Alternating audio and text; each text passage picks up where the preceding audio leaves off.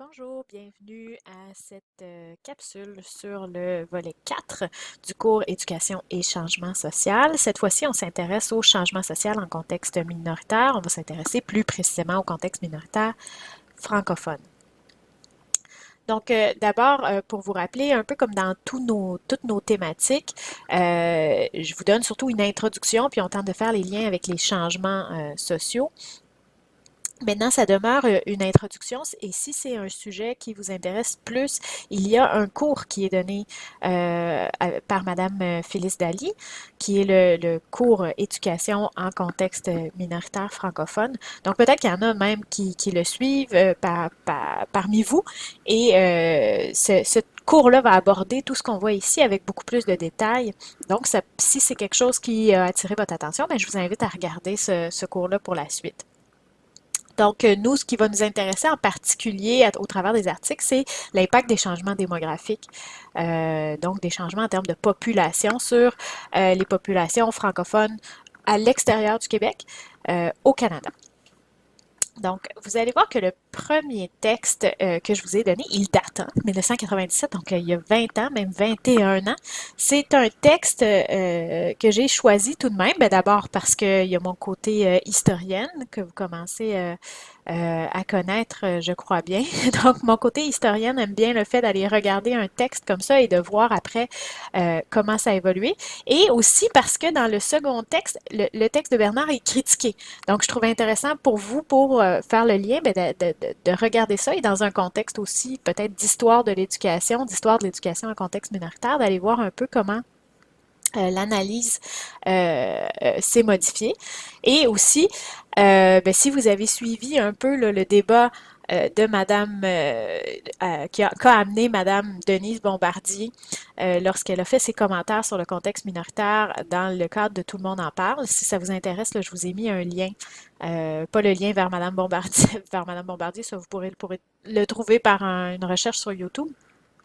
Mais le lien vers un article d'opinion sur Le Devoir qui critique les propos de Madame Bombardier pour leur caractère réducteur et simpliste. Mais en même temps, quand on lit Bernard, on a l'impression finalement, quand on écoute plutôt Madame Bombardier, on a l'impression de lire Bernard en 97. C'est un texte qui est assez fataliste, on pourrait dire ça comme ça, qui semble dire qu'il n'y a pas grand-chose à faire pour l'école francophone en milieu minoritaire à cause des changements démographiques. Et puis, ce qu'il utilise pour amener son argumentaire, il fait d'abord la différence entre bilinguisme additif et bilinguisme soustractif. Puis il dit qu'en milieu minoritaire, vu les changements démographiques, on va nécessairement être en bilinguisme soustractif. Ça veut dire que l'apprentissage de la langue de l'anglais autour, le fait de vivre dans un contexte qui est majoritairement ou qui est anglo-dominant, va mener à l'abandon inévitable ou inéluctable de la langue minoritaire. Alors que ce qu'on vise dans les écoles francophones en milieu minoritaire, c'est un bilinguisme additif, c'est de reconnaître tout de même que les élèves ont besoin de l'anglais pour vivre au quotidien, mais que leur langue devrait être à l'école le français et que cette langue devrait être aussi celle qu'ils décident de transmettre à leurs enfants, etc. Donc, ça, c'est un bilinguisme additif et non soustractif. Sauf que si on lit bien Bernard, il est presque en train de nous dire que selon les données démographiques, c'est sûr et certain qu'on s'en va vers la catastrophe. Il parle de l'importance tout de même de l'école parce que c'est souvent, comme il l'explique, c'est le lieu de résistance finalement par rapport à cette menace-là, entre guillemets. Donc, l'école en français est un micro-milieu différent du milieu de vie des jeunes francophones parce qu'ils vivent dans un milieu surtout anglo-dominant. Et donc, l'école de langue française est souvent vue comme un agent de changement social. Donc, le lien qu'on peut faire aussi avec le cours ici. Et là, il explique qu'en milieu majoritaire, bon, pour les francophones, le milieu majoritaire, on peut prendre l'exemple du Québec et partout ailleurs au Canada, c'est surtout des milieux majoritaires anglo-dominants, même s'il nous parle de certaines exceptions en Ontario et au Nouveau-Brunswick. Généralement, Les francophones, toutefois, vont être en milieu minoritaire à l'extérieur du Québec. Donc, quand on nous dit en milieu majoritaire, c'est une reproduction sociale. L'école, sa tâche est un peu facilitée parce qu'elle est similaire à son milieu. Alors qu'en milieu minoritaire, ben, l'école est un lieu de résistance pour éviter l'assimilation. Donc, elle ne peut pas être un agent de reproduction sociale. Or, ce qu'on voit depuis le début de la session, c'est qu'on ne souhaite pas nécessairement que l'école soit un agent de reproduction sociale, parce que si l'école est un agent de reproduction sociale, c'est aussi un agent de reproduction des inégalités. Donc, il y avait cet aspect-là là, qui était peut-être pas suffisamment traité dans le texte de M. Bernard. Donc, surtout qu'il dit par nature, l'école est un agent de reproduction sociale, ben, c'est un peu, encore une fois, fataliste. Il nous dit que la tâche est complexe, mais moi, ce que je trouve un peu, c'est qu'il ne donne pas nécessairement beaucoup de solutions par la suite. Et là, je vais vous laisser quelques secondes là, pour lire cette citation-là que je trouvais particulièrement intéressant. Donc, l'école qui est à la fois libératrice et conservatrice.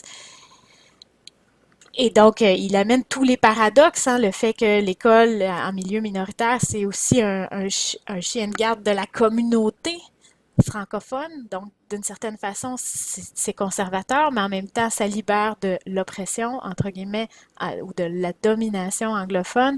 Donc, il amène ces paradoxes-là. Il y a plusieurs éléments intéressants. Mais comme je vous dis, quand on lit les textes par la suite, on voit qu'il avait peut-être mal prédit toute cette fatalité. Donc, quelques secondes ici.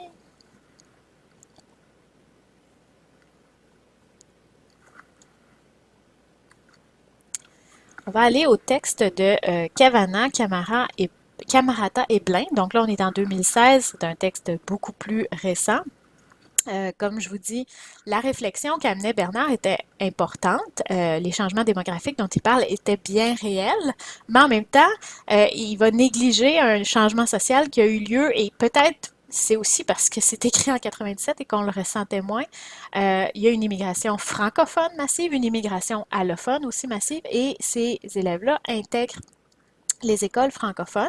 Il y a aussi un changement important, c'est que les écoles francophones sont populaires, même chez des anglophones, chez des familles qu'on pourrait appeler exogames, aussi où quand même c'est l'anglais qui est parlé à la maison, mais où on décide d'envoyer les enfants à l'école en français. Ça aussi, je vous ai mis un lien dans les liens supplémentaires sur un débat qui a eu lieu en Ontario. Un ancien conseiller scolaire qui lui dit ça n'a aucun sens ce qui est en train de se passer parce que finalement on parle plus anglais que français dans les écoles francophones et il met la faute sur le fait que l'école francophone accueille trop facilement.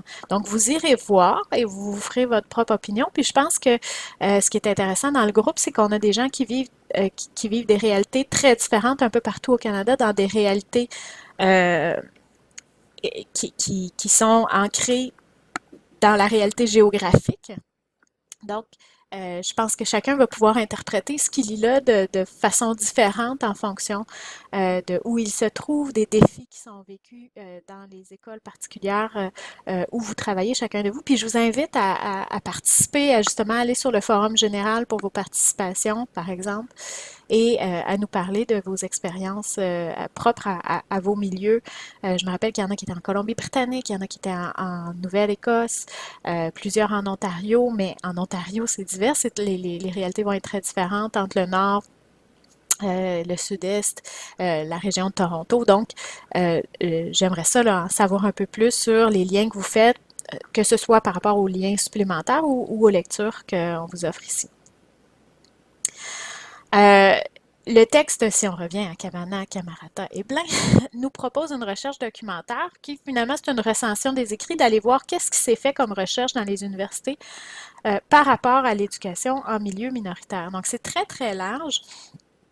Mais finalement, ils vont quand même amener une thèse au travers de tout ça et de dire que la reproduction sociale qui était exprimée là, dans le texte de Bernard, c'était trop simpliste, ça prenait pas en compte la complexité que vivent les écoles.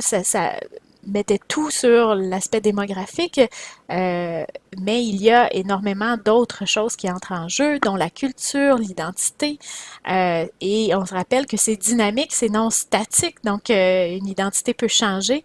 Je ne crois pas, en fait, qu'un franco-ontarien, la définition qu'on en donne aujourd'hui est la même qu'on en donnait même il y a 20 ans. Il y a beaucoup de choses qui ont évolué.